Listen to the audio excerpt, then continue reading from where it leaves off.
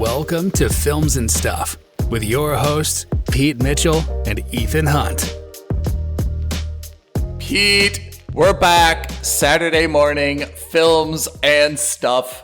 I think we're both just bubbling with excitement for this episode, right? Yeah. And normally, it's interesting. Normally we record this segment second, and usually we start with our streamer skips, but I think we should talk about House of Dragon and Rings of Power first. It's our weekly doubleheader, if you will, right? We've combined these two because these are the two, elephants in the room or gorillas in the forest.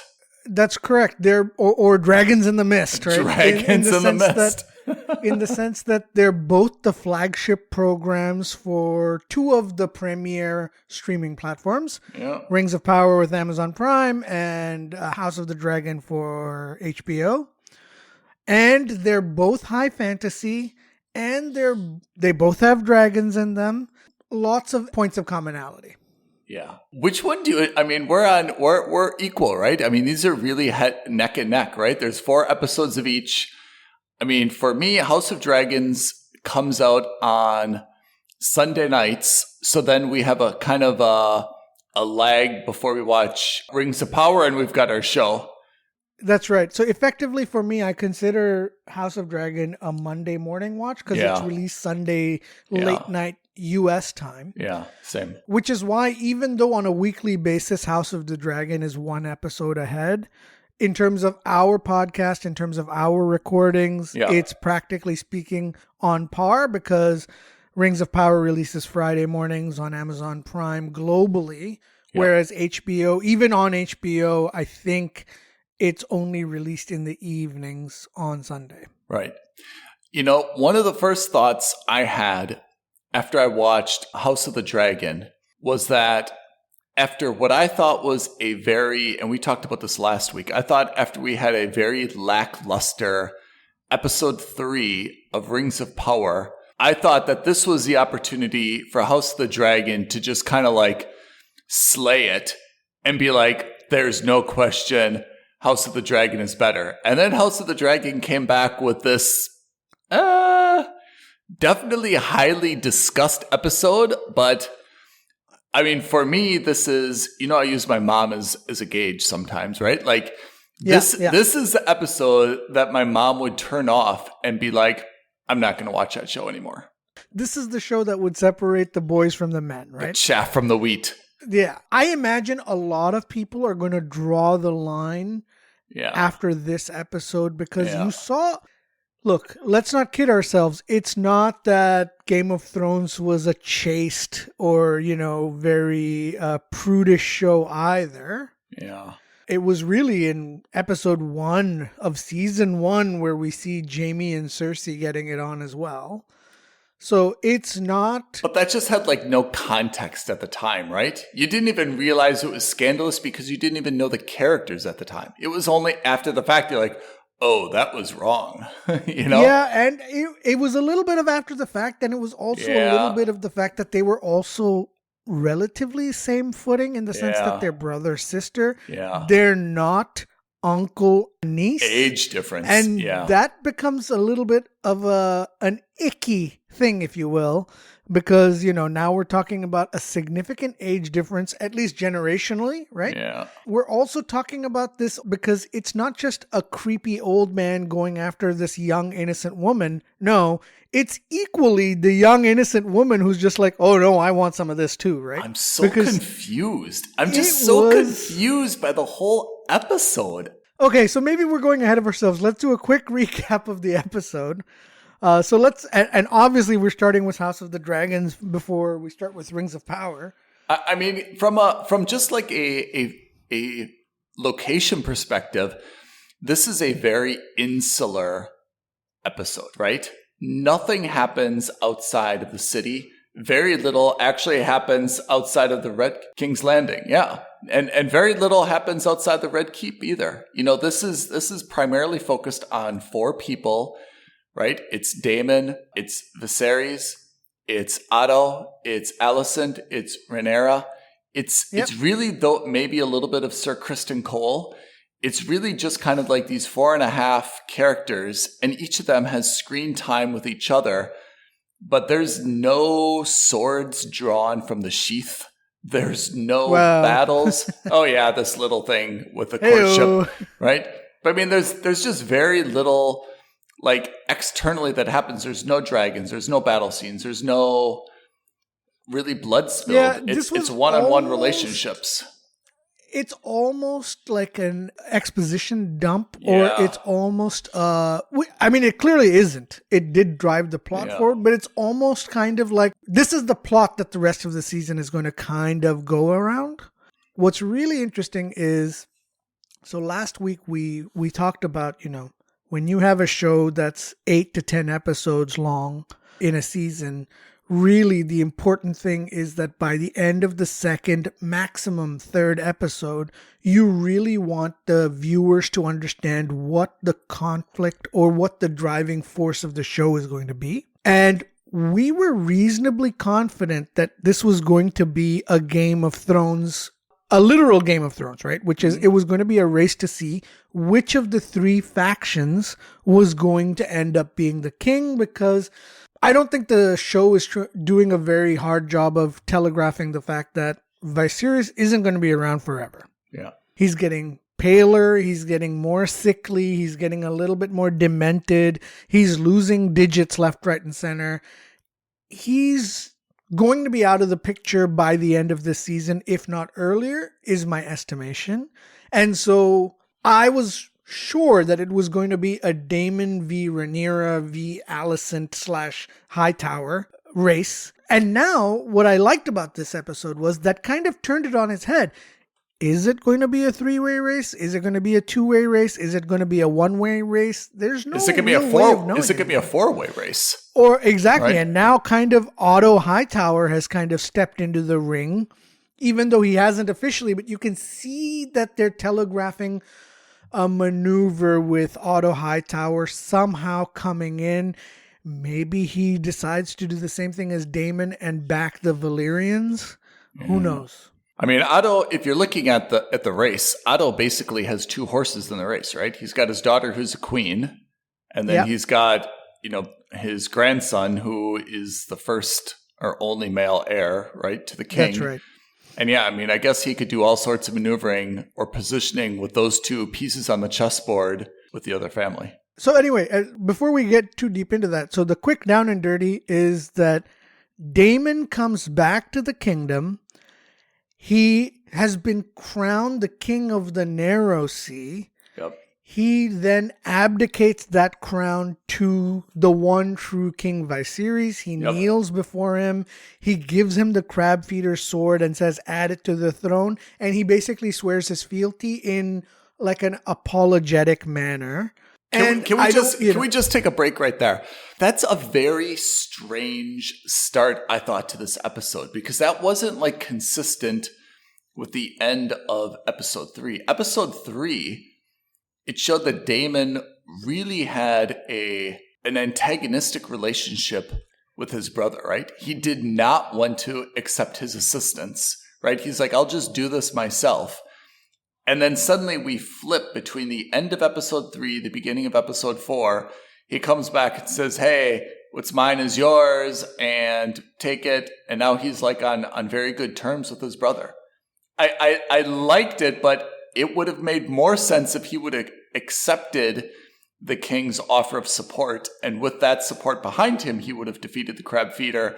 And then he comes back and says, hey, like, thanks for the support. Everything that's mine is yours. You deserve this, blah, blah, blah. Yeah, I don't agree. I think, and we see this with Rhaenyra because she calls him out on it immediately. Literally the next scene when they're having that garden party to celebrate Daemon's victory. Yeah. Immediately she calls him out and says, I don't know what game you're playing. You clearly want something, right? And she makes that implication. And I felt exactly the same way. The moment I saw him do that, I thought, this is a ploy. This is a tactic. This is him doing something to get somewhere. I don't think this is him actually swearing fealty. I don't think this is him actually doing whatever it is. I think he was strategically kind of lowering Viserys' guard, which he very successfully did, at least in that first 30 minutes of the show. Yeah. And I saw this completely as a tactic. I didn't see this as something genuine. Oh. And then, of course, the curtain drops almost immediately, because after that, you can see that, and we've talked about this before, Daemon and Rhaenyra have a good relationship as uncle and niece. They enjoy each other. They love each other. They care for each other. And so Daemon sneaks her out of the palace. They go into the city, where he kind of exposes her to the fact that the people do not want her to be the leader because they expect a male king. And then he takes her to a house of ill repute. But what does he do before he takes her to basically this brothel? Takes her hat off. Exactly. And he does that. I think he does that strategically because that's the way she would get recognized. Because who wouldn't know what their princess / heir to the throne would look like? Yeah. He goes into this thing, and at first I thought, oh, this isn't going to go well for her, because I thought she would just be frame jobbed, right? I thought it would just be a frame job that she's doing this. But then they start making out with each other, and it's reciprocated. At first I thought, oh, he's going to go either rape her or make untoward advances, and she's going to have to fend for herself. But she's into it. She's into it big time. Right? And it's super creepy. It's super gross. That scene where where I think he holds back, because I think, and this is maybe me reading too much into it, I think he went in there to freak her out and not actually do anything about it. But then when he saw that she was into it, I think that freaked him out. And then that's why he kind of took off and didn't finish the job, as it were. And he literally leaves her there with her pants around her ankles and her shirt undone. And you're just like, oh, that's weird and creepy and gross. And then we learn, of course, that Otto Hightower has his spies around. He's informed, and we'll get into that. So he then informs the king that, by the way, your brother made out with your daughter. There's a potential issue there. Then we find out that Rhaenyra then forces his hand, because then out that... But hold on. Let's back up to that scene, because I think that's a very good point. I'm still not clear, and I've read a lot of commentary on this, and I've watched a lot or listened to a lot of commentary on this. I'm still not clear what Daemon was trying to do, as you mentioned. Was he trying to freak her out? Was he trying to actually, close the deal and he changed his mind? Was he trying to close the deal and he couldn't? I think those are kind of like the three options, and I'm not sure which of those is accurate. What do you think? My feeling is that if he were trying to close the deal, and if he wanted to kind of, make out with her, have sex with her, do whatever he wanted to do with her, I don't see the benefit of him doing all the other things of showing her the seedier side of King's Landing and showing her what life could be like if you were a man, etc. And doing that, he could have done that in the comforts of the castle on his own in private. If that was his ultimate goal. I'm not saying it's not. I'm just saying that if he really just wanted to have sex with her and seal the deal, he could have done that in the castle.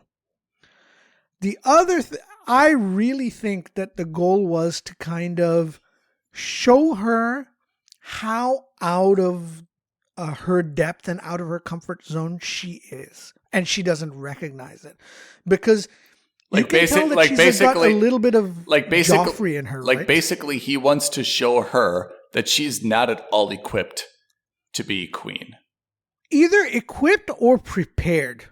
Right? Because she's got a little bit of Joffrey in her, right? When she's talking to Alan, she's like, remember, you're speaking to the heir. Yeah. So there are definitely moments where she's kind of got a little of that spoiled brat in her. We saw a little bit of that also in the last episode, where she was kind of being like this whiny, basically teenage girl. Yeah. She also said something when they were together in the city and they were watching that play, when they were mocking her. She said something like, their thoughts, the people don't matter. Like the feelings of the people are of no consequence to me. Of consequence, exactly. And whereas Yeah. Damon actually says what is the smart and politically savvy thing, which is it's the only thing that matters. Yeah. Because I think most royal families, even today, right, even in the modern real world today, would recognize that if you didn't have the people's support, royal families wouldn't exist, because there would be an uprising one way or another. And that's theoretically why most of the royal families that exist in the real world today in Europe and in Asia exist, because the people support the institution. If they didn't, they wouldn't exist at all. So he shows her she's ill-equipped or maybe ill-prepared to understand the weight of the crown. And then he also freaks her out, right? First, because she tries to turn the table on him by stealing something. Yeah. He turns the table back on her by taking off her cap, and then the guard recognizes her and then ignores the offense, as it were. And then he takes her to the brothel, and then he has his way with her, or almost has his way with her. And what got me really freaked out about this, and I am not someone who's kind of like grossed out often. We've seen so much on TV. We've seen so much on movies. She went in on it too. Like, she was keen on it. Yeah. I mean, I guess I would have preferred that this scene was something where they would have kind of been involved, like with separate people. You know, they would have like watched a show. And it would have gotten her like really, you know, like aroused and turned on. And then they went home for the evening. And that's when she grabbed, you know, Sir Kristen Cole, right? Damon, I thought, was trying to teach her like, hey, you can take what you want in life. You know, you're letting everyone else dictate what you do. You can take what you want in life, and you need to learn to take what you want in life if you're going to be the queen, because you've got to lead. I thought that was kind of the message that he was trying to give. I just didn't really like their romance. And I mean, maybe it would have been okay if they would have been like kind of like embraced and stuff. But I really didn't like the fact that he just like stopped midway through and left. I thought that indicated something totally different. And it wasn't part of his plan to just be like, hey, see ya, I'm out. Yeah, but then you know what? I think he used that to his advantage. I think he was just like, listen, she's into it. Yeah. We're Targaryens. Incest isn't a big deal for us. So what if I now turn this against the king and use this to my advantage, right? And when Viserys makes the allegation, he doesn't deny it. Even though they didn't actually have sex. And when Viserys says, I heard you guys had sex, he doesn't deny it. He doesn't say, no, we didn't go all the way. We didn't do anything. He was like, no, we totally did. She wants it. I want it. Let us get married together. That'll solve all your problems. And it eliminates the issue of the heir it legitimizes Daemon as the king when Viserys passes. So that gives Daemon what he wants. It destroys the issue of what Rhaenyra wants, because she clearly has no problem being with Daemon, right? So you kind of knock two birds with one stone in this case. So you think this is his plan? His plan was he's going to just try to find a way to take out Rhaenyra, and he's going to elevate himself to be basically the second in line, right? My feeling is that Daemon coming in at the beginning of this episode was a Trojan horse. Was that he came in, let me get back into the good graces, and let me find ways I can lever the situation to my advantage. But in order to, there's two things that I agree with this, but there's two details that I'm not sure are aligned with that. The first one is, if he really wanted that to happen, he would have had to arrange for, you know, the disclosure to Hightower.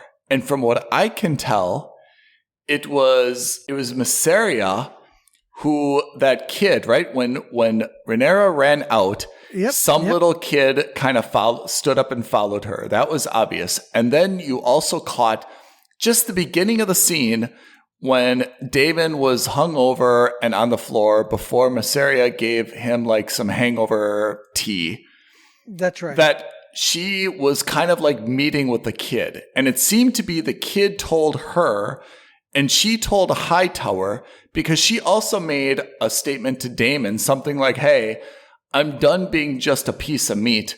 I'm going to start, trading in a different type of currency.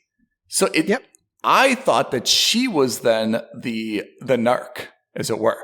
And if that's the case, that means it wasn't really Damon's plan, because if he really wanted to besmirch her, he would have found a way that he would have got that message back to Otto or to someone, right? Mm. So that's what confuses me. If that's really his plan, he's got to have someone himself who's planted in that brothel say, hey, be on the lookout. I'm going to come in, and whoever I'm with, please report it to the king.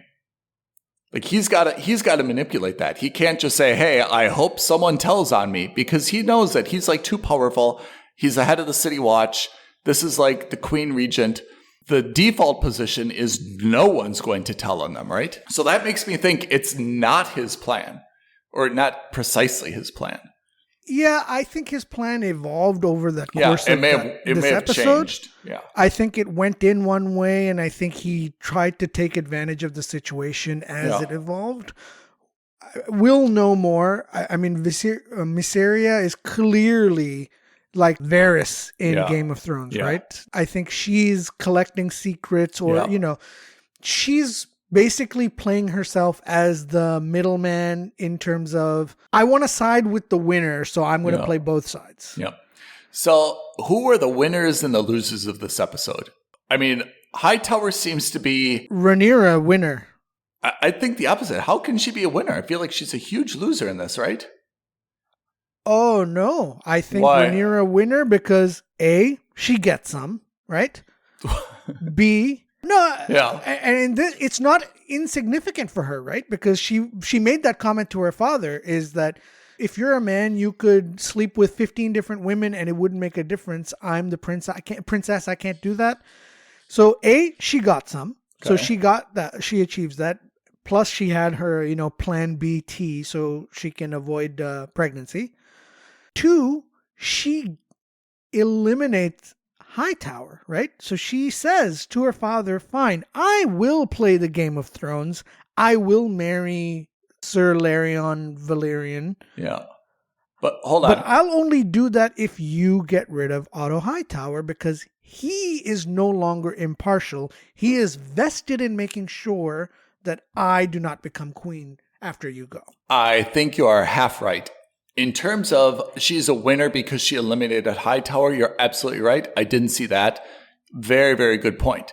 But in terms of the first part, I mean, maybe on a physical basis, she had a short win. But in terms of the tea, I think that the Plan B tea is really fraught. And the reason is she swore to Alicent on her mother's memory that she did not do this. And she kind of said the same thing to her dad. So if that's the case, she can't drink the tea. If the chambermaid comes the next morning and says like, hey, she drank the tea, obviously she was lying. If the tea is not drunk, then it's like, yeah, she was telling the truth. She had no reason to drink the tea. I know what you're saying, but I think that might, in my opinion, that might be reading too much into it. I think it was just a matter of, she swore up and down that she didn't to her father and to Alicent, but I think her father was like, I don't believe you anyway, because that's also his way of asserting that, listen, I'm not the dummy you think that I am, so drink the bloody tea, whether you had sex with your uncle or not. There's no harm in you drinking the tea, so drink the tea because I still believe. So even though you swear that you didn't, I think you still did. So drink the bloody tea. I think it's, I don't know. I mean, that's where the lie comes in though, right? I agree with you. That's like lie. That's like the lie detector test where he backs her in a corner and says, yes. So I agree. And that could be a great plot point going forward. Yeah. Because here's the other thing is that I am not 100% sure that Rhaenyra would be, in this show, would be smart enough to understand the implication. I agree. And she did have sex, right? With Sir Kristen Cole. It may not have been exactly. And to be honest, it may not have been Damon, but she still had sex. Let's say one of two different scenarios though that's really going to make this a disaster. Let's say she either drinks the tea or, considering this is like a million years ago, the tea doesn't work because it's just a bunch of like beetroot and bark and a bunch of stuff that has no scientific merit, right? So let's say that let's say she does get pregnant, right? The world is going to think that's Damon's baby. It's not, right? That's another like really huge pinpoint where, first of all, Damon's going to know, wait a second, it's not mine. That kid's got no claim to the throne. The father is going to be like, okay, like this is now the Regent Queen's son. Kristen Cole's going to be carrying possibly some knowledge that at least 50% could be his, right? He doesn't know the whole story. That could be like a major turning point, or not a turning point, but like a major secret that's kind of kept within the family. If she has a baby, and some people believe that it's Damon's, and some people know for certain it is not, right? I mean, in this case, first of all, she would have to get married because they wouldn't allow her to have a baby out of wedlock. But she's getting married next episode, right? Public. That's one. Yeah. Two, very frankly, and also this is incredibly gross, and I hate myself for even thinking it. Again, Rhaenyra, not the most politically savvy or maybe even the most intelligent person of the people that we're talking about right now, although she demonstrated great political savvy by getting Otto out. Yeah. I mean, in terms of general life, I don't think she's got the most savvy. I'm also pretty sure that if she were pregnant, A, she wouldn't be able to hide it, and B, Viserys wouldn't allow her to have the baby. I have to say, I feel like the stock of Rhaenyra has decreased. I know it was a shrewd move to get rid of Otto, but if you're watching the show, I feel like that's a character I really liked her. She was so sweet, and she always she was a little bit bratty, and yes, she was a little bit like grumpy because she didn't feel like her father was giving her enough attention, but she always carried herself so nice. She was so pretty. She dressed well. Now, after this episode, I feel like there's a lot of people emotionally who are like, screw her. She's a liar. Yeah. She has unprotected sex with randos. Yeah. She got a guy sacked. Again, although by far, quite possibly the strongest line was, I will do my duty as the princess and marry Sir Valerian. Yeah. But first, you have to do your duty as king and get rid of Hightower. Yeah. I thought that was brilliant. Here's where things get interesting. Here's where things get spicy. Who's going to be the hand? Well, that's the thing.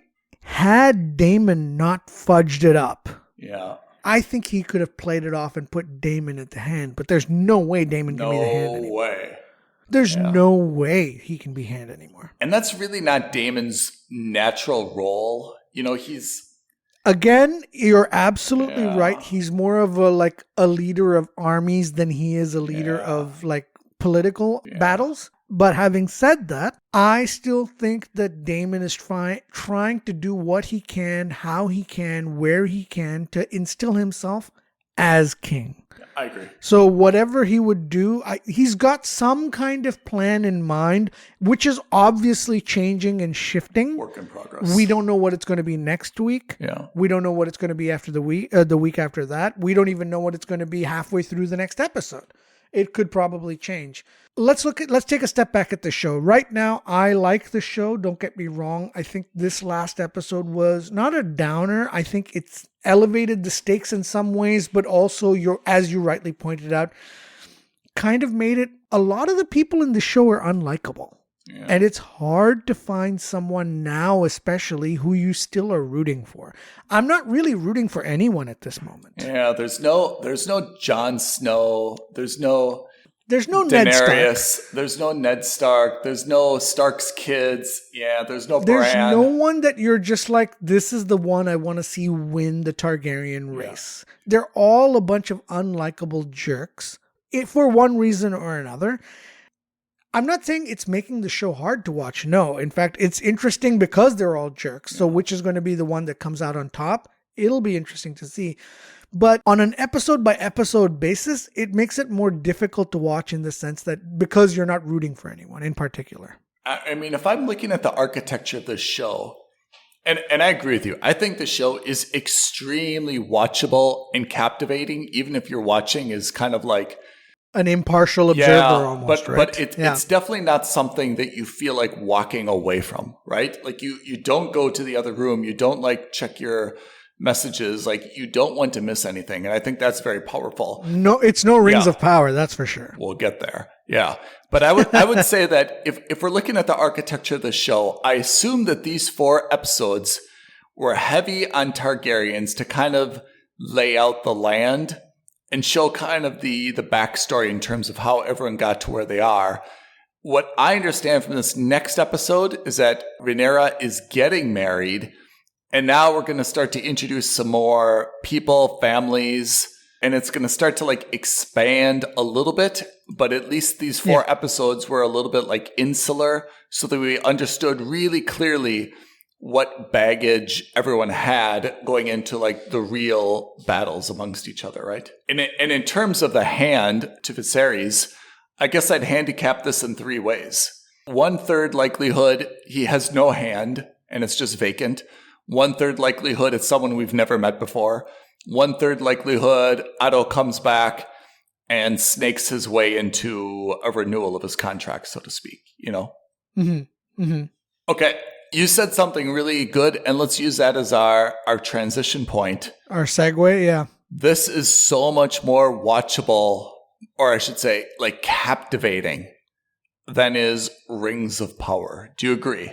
Yes. I will caveat that it's a heavily accented yes, because I have thoughts about this week's episode. Do tell. I thought this week's episode was a step, not even a step, a leap in the right direction for the show. Okay. I was actually quite pleased.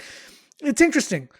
Normally, I have a lot more to say about House of the Dragons than I do for Rings of Power. And this week, it was kind of a flip because of how small House of the Dragons felt, because it was basically just set around King's Landing. Correct. And nothing outside of the 4 or 5 people like we mentioned. Yep. And one of the problems we've had with Rings of Power is that it seems to be flitting around too many people, too many places, too fast, that it doesn't allow us to get attached to anybody. Let me talk about what are some of the good things, right? Yes. 1, no Harfoots this episode. Yes. I thought that was wonderful. No more Nuri. Yes. No Nuri. And again, no disrespect, but like her character, that storyline, it's going nowhere fast. Yes. And I don't like that. It's taking away screen time from, at least at this point, things that I'm more interested in watching. Yes. Thank you. So I like that we saw no Harfoots in there. Correct. Second, I liked that we finally are getting to see a little bit of advancement where, when we're at the Elven city, you see the forge being built. This massive forge is being built. It's more than half done. Mm-hmm. So it's nice. And it's also, you get to see the elves and the dwarves working together. Mm-hmm. I thought that was great. 2, we see that throughout the course of the episode, we finally get a little bit of payoff for Galadriel spending time in Numenor. She also gets a reality check or a gut check, which I thought was very well needed, right? Because the problem I've had with Galadriel is she's been like this overly confident, overly stalwart, I am right, you are wrong, it's my way or the highway attitude. You're right. Which is fine. It might be an elvish trait. But if you compare that to someone like Elrond, for example, who's also an elf, he is much more sincere. He's much more willing to say, I was wrong. He's much more, not subservient, he's much diplomatic.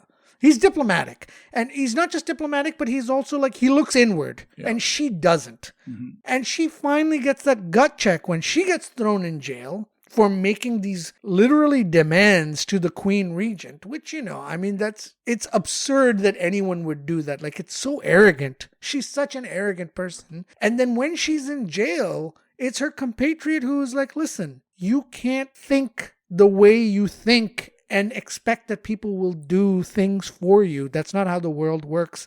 You have to understand that. She gets that gut check. She finally gains a little bit of insight. And because of that, she is able to, obviously, there's a lot more that around it. I'm being very simplistic. She gets the men of Numenor to say, we will go to the Southlands and we will fight for our brothers in the Southlands. We're going to help them. Mm-hmm. Which I thought was great. Okay, so that finally happened. So I'm not saying it's a conclusion to Numenor, but I like that we're seeing advancement out of Numenor. I thought that everything related, the Numenor related scene I thought was great. I was really engaged by that. And I thought also, as you mentioned, the elves and the dwarves working together and, the scene with the mine, I thought that was also, compelling. That part was okay to me. I'm still a little bit fuzzy on some other parts though, right? Okay, let's break it down. What are we fuzzy on? I'm not sure about Arondir. And I'm not. Yeah, I was just about to say, we finally get to see the antagonist of the season, or who I expect to be considering this is 5 seasons long, I think that he's going to be the antagonist of this season, but I expect that he's going to be the, let's say, sidekick, or, let's say the junior or senior lieutenant to the main antagonist, because obviously the main antagonist is going to be Sauron. Yeah. So can you help me though understand? Initially, he was an elven soldier, correct? Correct. And he was captured. Yes. But he was a good guy. And at the end, we see him, trying to help his girlfriend and her kid. Did he become a bad guy somehow? No. So when he's at that prison camp, remember everyone was talking about Adar. Yes. And they were and then we see another elf. Yes. And that other elf had darker skin. He looked a little grimier. And all the orcs called him Adar. And Adar in Elven means father. And they were working for this one elf. And this elf speaks to Arondir. And, he kind of talks to him. And Arondir learns that he was an elf because they're speaking in Elven. Okay. We see that guy is an elf that has fallen. And he proves that he's an elf because he knows he knows the place that Arondir is from. He talks about the river. He talks about the flowers that grow by the river. And so he convinces Arondir that this guy was an elf. Okay. Or, well, obviously he still is an elf, but that he's a fallen elf. And remember I told you a couple episodes ago that in The Lord of the Rings, the main orc leaders were all corrupted elves and men, or fallen elves. So, Sauron, converted them or corrupted them. Yes, theoretically, Sauron or the forces of Sauron or whatever it is. The people working in that thing. Again, I'm not 100% clear on that, but yes. So this guy Adar that we meet, the quote unquote father.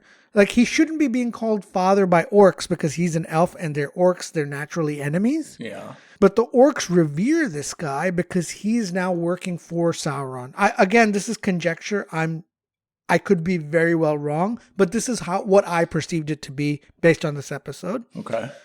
And then he lets Arondir go, and he makes him an offer that he has to take to the humans of the Southland. Because remember, the elves are there as a protective force that the elf kingdom has put in. They're not the decision makers. Ultimately, the decision makers are the humans. They're just kind of like patrols who kind of help them out and protect them. So he goes to Arondir and says, I will let you go, and you need to take a message back to the people you're protecting, to the humans of the Southlands. You need to tell them to vacate these lands and give the lands up to us not for free, but as in without resistance, or we will come and kill them all. And that's why he lets them go. So he lets Arondir go, and that was the whole purpose. Remember, we see Arondir go away and finally make it back to his girlfriend and the son. It's not that he's a bad guy he's basically a hostage who was released with a message for the humans, which is, if you guys don't bugger off, we're going to take these lands forcibly, and that's not going to end well for you. I mean, so what's the next storyline that's going to happen in the Southlands then? The way that's this where is set up Galadriel is headed as well, right? Correct. So the way this is set up, I think what's going to happen in this season is that by the end of the season, we're going to get the drama, or we're going to get the setup of the conflict, which is the men of Numenor, along with the elves. I don't know if the dwarves are going to be involved in this or not. In fact, I don't even know if the dwarves are going to be involved in this or not, but definitely the men of Numenor, led by the Queen Regent and Galadriel, are coming back to Middle-earth to help the men of the Southlands defend their lands against this rising orc scourge. Okay. I suspect that there's going to be a massive battle sequence or whatever, but that's what I think season 1's arc is going to end up with. And tell me, why does Numenor care what happens in the Southlands? Just because if the Southlands fall, that they're next? It's because they're men. One, they're men. Oh. Traditionally in the lore, it's kind of been like you have alliances and allegiances to people of your own race. Okay. So like if you remember in Lord of the Rings, that was also the same problem. Gondor, the king was supposed to help protect the other lands, and they didn't because the king was corrupted, but Gandalf came in and helped them, and finally, they said, no, I am free from this corruption, so I will go help. So he helps out in the Two Towers. And then when they called for aid, they went to Minas Tirith. They also helped Minas Tirith. So it's kind of like look, I'm a man, you're a man. We're being attacked by orcs. I need your help to protect myself. Because if they attack you, I would do the same for you. Because men stick together. Okay, and why do the elves care? So the elves came to Middle-earth to battle Sauron's forces thousands and thousands of years ago. They destroyed them, or so they thought. And then the whole point was the elves said, okay, now we can... Remember, that's why the first episode, Galadriel's army was sent back to Valar. I mean, this is basically just Galadriel's proxy war because she's trying to get revenge for her brother dying, right? One, she wants to get revenge, and two, she doesn't believe that Sauron is dead. Yeah. But whereas most of the other elven kingdom does believe that he's gone because it's been a couple thousand years or whatever it is, and they haven't seen him anymore. It's a little bit cliched, but it's always that one person who's like, no, there's something wrong, and it turns out to be there is something wrong. That's what this is. So how are you feeling about Rings of Power? You said that this was a big step. It was a leap forward for me. It was a leap forward because we finally get a little bit of movement that's beyond world building. At this stage, there's no more world building because we're introduced to the elves, we're introduced to the dwarves, we're introduced to the men of the south and now Numenor. So we've kind of seen all the big players. We've seen where all of them live, how they live. Great. We get to see that the Forge is moving along. I don't know if the Rings of Power are going to be forged in season 1. I think it's probably going to be closer towards the second, third season. Again, I'm just speculating on the basis that we know there are 5 seasons.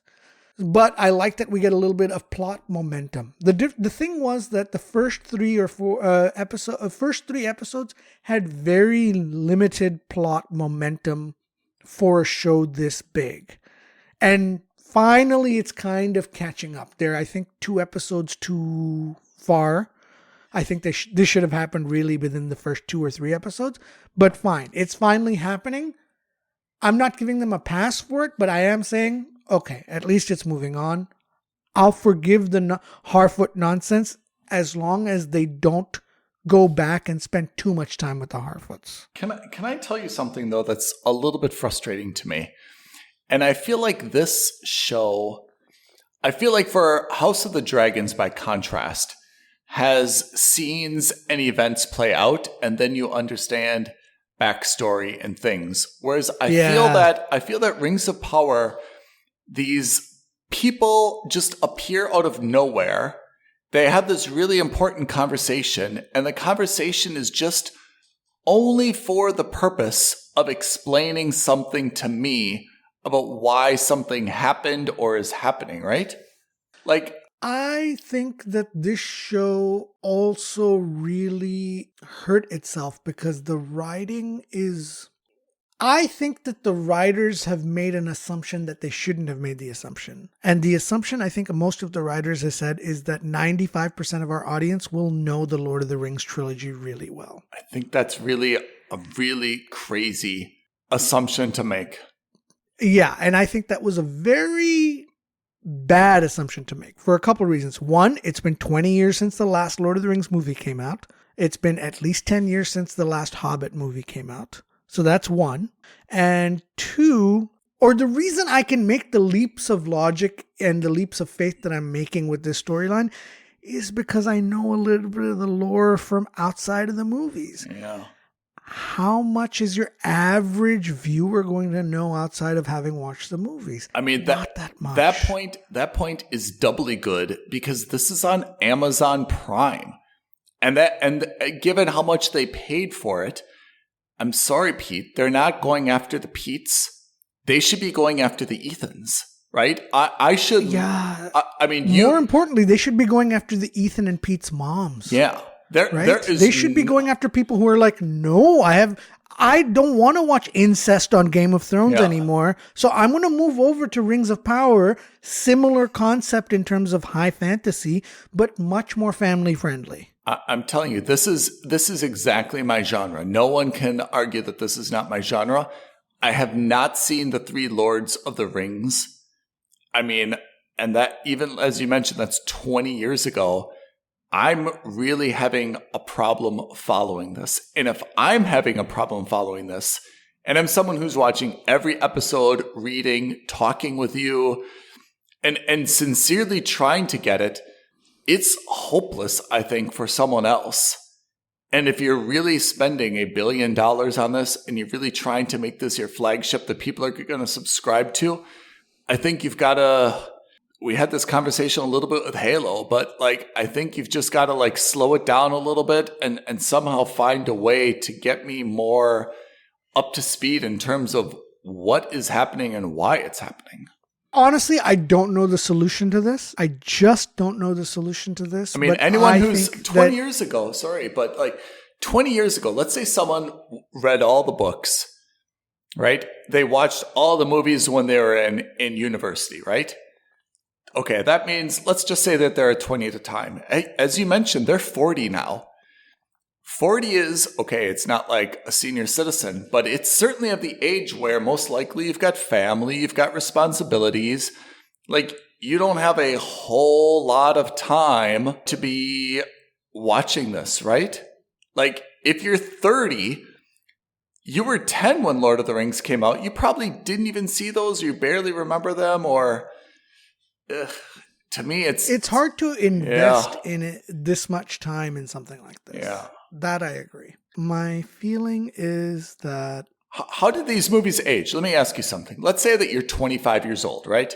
You're the heartbeat of who should be interested in this, right? You've got disposable income, disposable time. It's fantasy. And you're like, hey, I'm 25. I was 5 when the Lord of the Rings trilogy came out. I haven't seen any of those. I'm going to watch them now.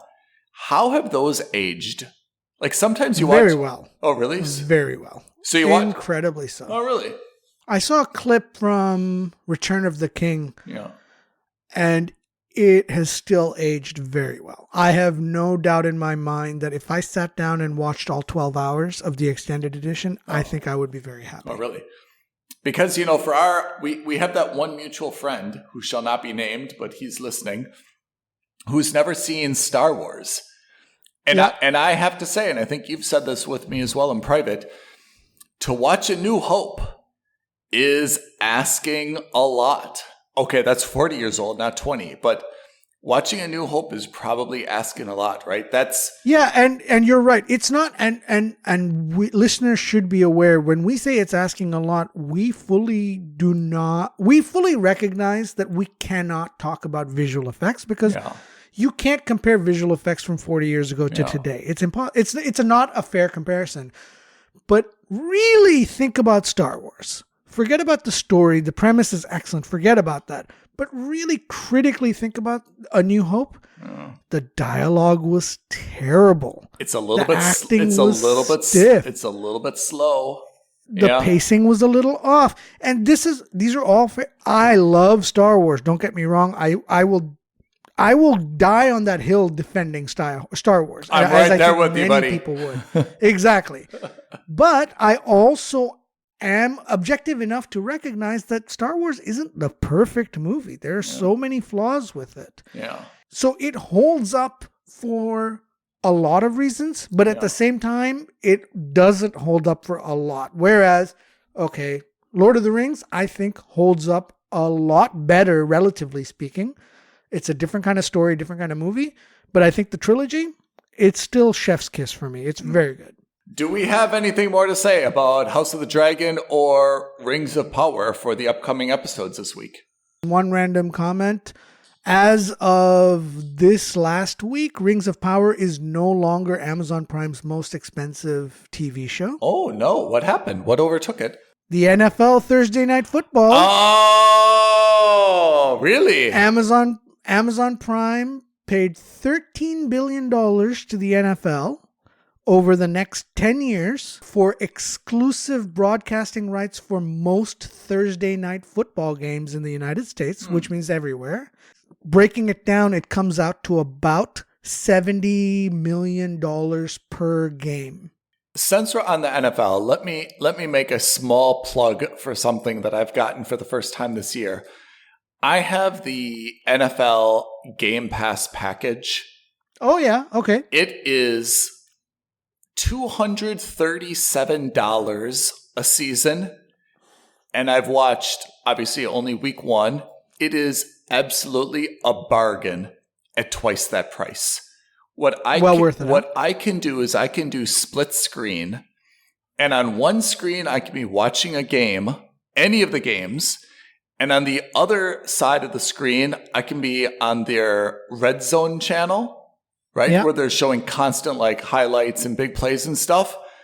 It is fantastic. Yeah, I highly recommend you give the Thursday Night Football a go on Amazon. Okay. I haven't had a chance, but apparently their interactive features are second to none. Supposedly the best. Oh, okay. And you can watch 22 different camera angles of the game simultaneously if you want through it. It's supposed to be unbelievable. Anyway, so that's a little bit of a tangent, but I thought you'd like that trivia. It is Rings of Power is no longer the most expensive TV show on Amazon. Obviously, I'm being specious. Yeah. Sporting events are far different from TV shows, but just as an interesting piece of trivia for you. Well done. Okay. Pete, we've got many episodes ahead of us. Should we give sneak peeks of what else we're going to be talking about in upcoming episodes? That's right. The previous episode, which is actually our next recorded episode, is all about Streamer Skip. We will have talked about 9 Perfect Strangers. We will have talked about Hard Sell. And we will have talked about The Bear. And we've also both seen Emily the Criminal. Which we will also touch upon. Emily the Criminal, and I saw Confess Fletch. I have so many great things to talk about it. So a slightly longer... I did not see that yet. Slightly longer episode, but I think you'll all enjoy it. All right. Stay tuned, everyone. More good stuff coming up. Thanks, Pete. Thanks, everyone. Thanks, Ethan. Thank you for listening to another episode of Films and Stuff. If you haven't already, please subscribe and review on Apple Podcasts, Spotify, or wherever podcasts are downloaded. Films and Stuff. There is no substitute.